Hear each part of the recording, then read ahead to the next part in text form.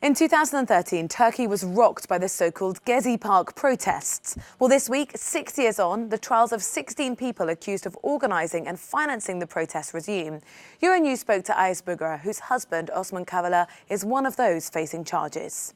The Gezi Park protests, which started in Taksim Square in Istanbul, Turkey in 2013, was one of the biggest public demonstrations in the country. People wanting to prevent the building of artillery barracks in Gezi Park took to the streets around the park and Taksim Square.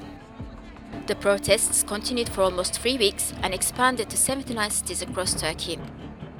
During this time, 8 people were killed, including a police officer, and almost 10,000 people were injured.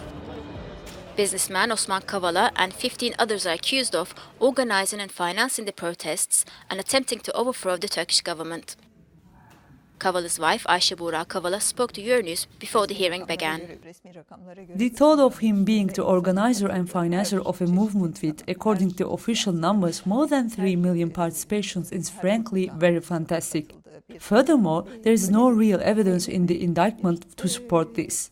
No real evidence of Gezi protests aiming to overthrow the government by force or of an organizer of such a thing. The charges relating to Gezi protests are not the only reason for Kavala's detention.